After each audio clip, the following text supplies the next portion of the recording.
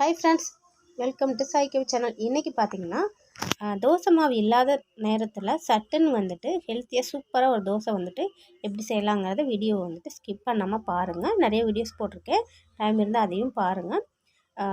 ஈஸியாக வந்துட்டு சட்டுன்னு இதை வந்துட்டு செஞ்சிடலாம். 4 தக்காளி 1 கப் ரவை, அவ்வளோதான். இதை வந்து நீங்கள் காலையில் டிஃபனுக்கோ இல்லை நைட்டு வந்து டிஃபனுக்கோ எடுத்துக்கலாம். ரொம்ப சூப்பராக இருக்கும். வீட்டில் இருக்கவங்க பார்த்திங்கன்னா நல்லா விரும்பி சாப்பிடுவாங்க. ஒரு 4 தக்காளி வந்து எடுத்து அதை கட் பண்ணி மிக்ஸி ஜாரில் சேர்த்துக்கிறேன்.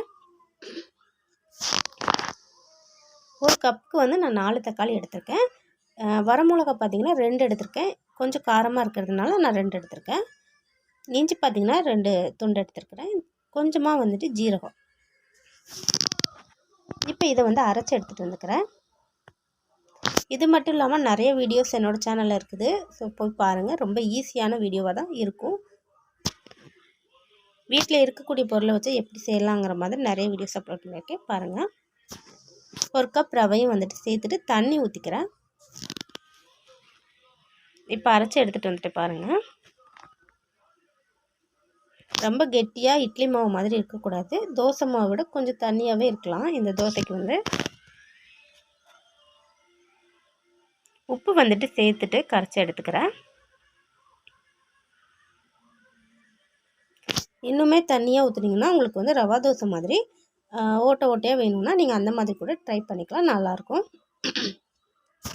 இதுக்கு பார்த்திங்கன்னா தேங்காய் சட்னி தான் வந்து நல்லாயிருக்கும், தக்காளி சேர்த்துருக்கிறதுனால. தேங்காய் சட்னி வந்துட்டு ஒரு வீடியோ போட்டிருக்கேன் எப்படி அரைக்கிறதுன்னு, அதையும் வந்துட்டு பாருங்கள். இப்போ தோசையை வந்து ஊற்றிக்கிறேன். தோசை பார்த்திங்கன்னா ரொம்பவே நல்லா வந்துருந்துச்சு. மாவு இல்லாத நேரத்தில் வீட்டில் இருக்கிறவங்க தோசை கேட்டாங்கன்னா கண்டிப்பாக இதை ட்ரை பண்ணி பாருங்கள். இதில் நெய்யோ எண்ணெயோ வந்துட்டு சேர்த்துக்கோங்க. நீங்கள் மூடி வச்சிங்கன்னா ஒரு பக்கம் வந்துட்டு வெந்தால் போதும், அப்படியே எடுத்துக்கலாம், நல்லாயிருக்கும். அவ்வளோதான். அடுத்தது ஒரு தோசையை வந்து சுட்டு எடுத்துக்கிறேன். கண்டிப்பாக நீங்களும் இதை ட்ரை பண்ணி பார்த்துட்டு கமெண்டில் வந்து சொல்லுங்கள் எப்படி இருந்துச்சுன்னு. அடுத்த ஒரு வீடியோவில் அடுத்த ஒரு ரெசிபியில் பார்க்கலாம். லைக் பண்ணி சப்ஸ்கிரைப் பண்ணி பக்கத்தில் இருக்க பெல் பட்டனை கிளிக் பண்ணிக்கோங்க. பாய்.